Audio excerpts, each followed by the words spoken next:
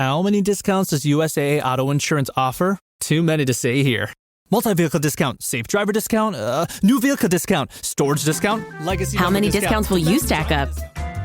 Visit USAA.com/auto discounts. Restrictions apply.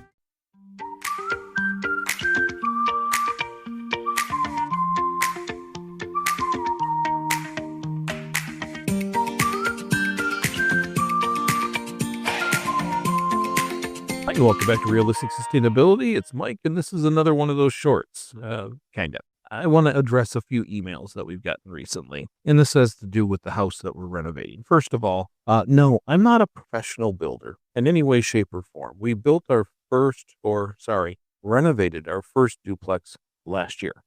Jami and I did a lot of Googling. We have a lot of professional friends that will help us with things, but we are not experts.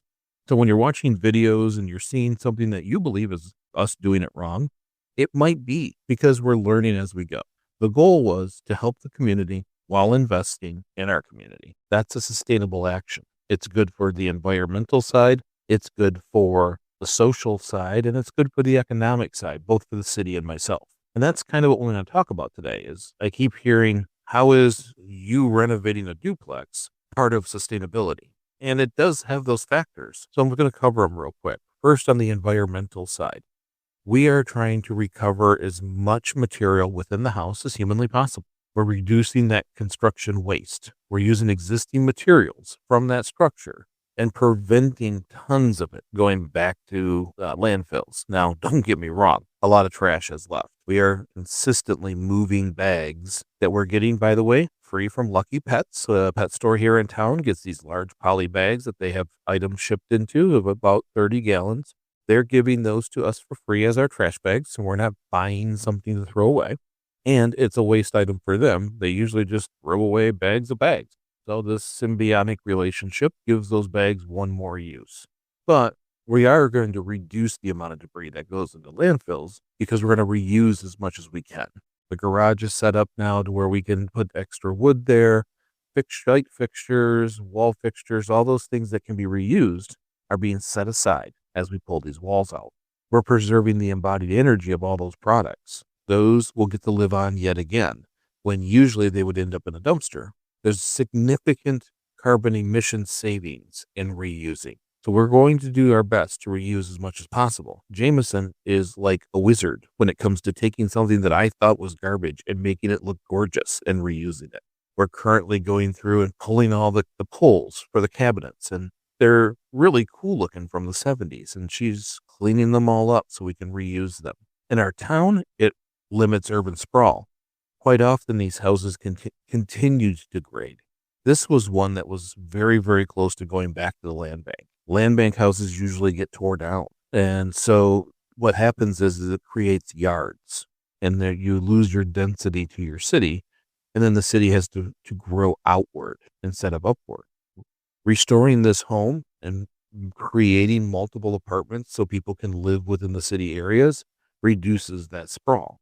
We keep it close in. It becomes walkable, creates access. And when we do this, it's going to encourage these energy efficient upgrades. We're looking at all new things, new windows, new insulation. Everything that we bring in will be more modern and more energy efficient. This will help the impact of this building for the environmental side long term. Now, for social, it revitalizes the community. This has been for lack of better terms, the crappy house in the neighborhood for a long, long time. This will change that. I finally, after months of owning this property, have people in the neighborhood coming up to us and talking to us and thanking us. When you do this, you create more livable homes instead of abandonment locations where people can live. It reduces crime. It increases the neighborhood pride. It improves the mental well-being of not only the residents who get to live there, but all around. Provides affordable housing. When you restore something like this and create these smaller apartments instead of a new build, it's more cost effective. It helps address our housing shortages and affordability crises that we have in our town. It preserves culture and heritage. It's an old abandoned house. Now, although it's not historic, it's built like many of the others. Restoring them maintains that character and keeps the identity of the neighborhood. Our goal is to do that, to do as much of that as we can. And then, of course, economic sustainability. This is a two-prong approach. This helps, well, I just lied, three-prong approach, that it stimulates the local economies. It adds more citizens in a smaller area. These renovation projects quite often include local laborers, contracts, and suppliers. It helps improve the value of all the surrounding houses. It does a ton of things to help stimulate the local economy. When you see wore out houses, abandoned places, you think negative things. So my goal is to one by one and fix that. It also will reduce the infrastructure strain. Using the existing roads, the sewer, the water systems is much more cost effective. Instead of expanding out with all new houses that cost $300,000, $400,000, $500,000, we can renovate these ones. We can create housing for individuals and use the current infrastructure without it stressing out, because the system is built for the current footprint. Really, in summary, there are a ton of things. And yes, we do our videos because we find funny things, and it's always nice to have content for what we're doing. I want to share the experience. We are not experts. Just like I said in the very beginning, we are absolutely not experts. We're kind of proving that anybody can do it. This $13,000 duplex is going to be kind of a mess for a while. And we want to share the experience with everybody, because when it starts to come together, we can all have some pride in it. And it doesn't matter if you're watching on TikTok or YouTube, or if you've started following my Facebook. The goal is that you come along with us. You see that we're making these changes in the community and in this house. This is partly my retirement too. So in that economic sustainability, that's a long-term investment for myself. But I also enjoy doing it. I found that even though I'm an engineer, it's fun to just kind of get in your own head and work on a house. So it is sustainable. It does have sustainable qualities. It's far better than just ripping it down and leaving it as land and or building a brand new house.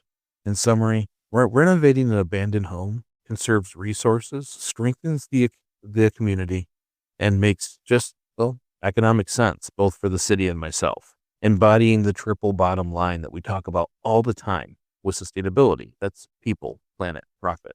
And so if you have questions, well, leave them in the comments. You can do it for this show. You can do it on Facebook, TikTok, YouTube. All those links are going to be down below. I hope that you come with us. You see the mess we started with, and hopefully we create a great living space for a handful of people, and you come with us in that process.